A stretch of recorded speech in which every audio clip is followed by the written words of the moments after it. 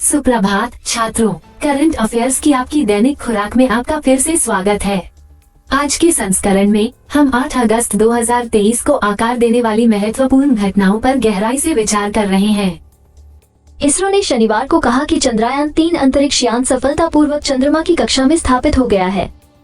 Mission के तीसरे चरण में चंद्रयान-3 चंद्र सतह से 100 किलोमीटर की ऊंचाई तक पहुंचने से पहले चंद्रमा की कई बार परिक्रमा करेगा। इसके बाद लैंडर प्रोपल्शन मॉड्यूल से अलग हो जाएगा और चंद्र सतह के दक्षिणी ध्रुव क्षेत्र पर उतरेगा। कर्नाटक के मुख्यमंत्री सिद्धारमैया ने शनिवार को कलबुर्गी में गृह ज्योति योजना की औपचारिक शुरुआत की। सिद्धारमैया ने ट्वीट किया, गृह ज्योति योजना कलबुर्गी में शुरू की गई है, जो राज्य के सभी पात्र घरेलू उपभोक्ताओं को प्रति माह 200 यूनिट तक मुफ्त बिजली की सुविधा प्रदान करेगी। गृह ज्योति कर्नाटक विधानसभा चुनाव के दौरान कांग्रेस के 5 चुनावी वादों में से एक है।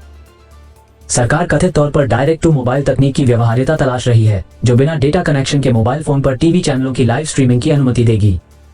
ईटी ने बताया कि दूरसंचार विभाग, सूचना और प्रसारण मंत्रालय और आईआईटी कानपुर विवरण पर काम कर रहे हैं। यह उपयोगकर्ताओं को केबल या डीटीएच कनेक्शन की तरह फोन पर टीवी देखने की अनुमति देगा। हैरी पॉटर किताबों के प्रकाशक ब्लूम्सबरी की यूएसए शाखा की 45 वर्षीय अध्यक्ष एड्रियन वॉन की इटली के अमल्फी तट पर एक स्पीडबोट के एक सेलबोट से टकरा जाने के बाद मौत हो गई। वॉन की नाव एक शादी का जश्न मना रहे लगभग 85 लोगों को लेकर जा रही नाव से टकरा गई, जिसके बाद वह पानी में गिर गई और नाव के एक प्रोपेलर ने उसे बुरी तरह से टक्कर मार दी। स्वास्थ्य मंत्री मनसुख मंडाविया ने कहा कि भारत ने पिछले 1.5 साल में 38 सक्रिय दवा सामग्री एपीआई का निर्माण शुरू कर दिया है, जिस पर वह आयात पर निर्भर था। सरकार ने फार्मास्यूटिकल क्षेत्र के लिए 15,000 रुपए करोड़ की पीएलआई योजना की घोषणा की। उन्होंने कहा कि ग्रामीण क्षेत्रों में स्वास्थ्य सेवा को सुलभ और किफायती बनाने की सरकार की प्राथमिकता डॉक्टरों की आवश्यकता को पूरा करना है। सूत्रों के अनुसार केंद्रीय मंत्रिमंडल ने भारतनेट परियोजना के तहत 1.39 लाख करोड़ रुपए के परिव्यय के साथ देश भर के 6.4 लाख गांवों के लिए अंतिम मील ब्रॉडबैंड कनेक्टिविटी योजना को मंजूरी दी।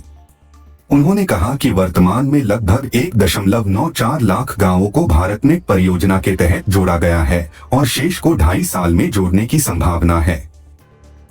भारत ने अपने एकात्मक डिजिटल पहचान ढांचे को वित्त पोषित करने के लिए श्रीलंका को अग्रिम रूप से 45 रुपए करोड़ सौंपे, जो भारतीय अनुदान सहायता के माध्यम से कार्यान्वित की जा रही एक परियोजना का हिस्सा है। श्रीलंका के राष्ट्रपति कार्यालय ने कहा कि अग्रिम धनराशि परियोजना के कार्यान्वयन के लिए आवश्यक कुल धनराशि का 15% है। परियोजना का उद्देश्य नागरिकों की जीवनी और बायोमेट्रिक जानकारी एकत्र करना है। सॉफ्टबैंक ने अपने 95% उपयोगकर्ताओं को बॉट पाए जाने के बाद आईआरएल पर $150 मिलियन का मुकदमा दायर किया। सॉफ्टबैंक, जिसने 2021 में आईआरएल में $150 मिलियन का निवेश किया था, ने कहा कि अमेरिकी नियामकों द्वारा जांच शुरू करने के बाद आईआरएल ने डेटा और संचार हटा दिए।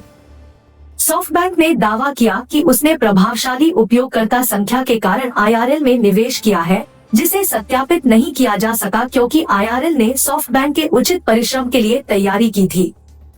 वित्त मंत्रालय ने ऑयल इंडिया लिमिटेड (OIL) को भारत में केंद्रीय सार्वजनिक क्षेत्र उद्यम (CPSE) श्रेणी में और ONGC विदेश को नवरत्न CPSE श्रेणी में अपग्रेड किया। मंत्रालय ने कहा, OIL भारत का 13वां महारत्न बन गया है और ONGC विदेश 14वां नवरत्न बन गया है।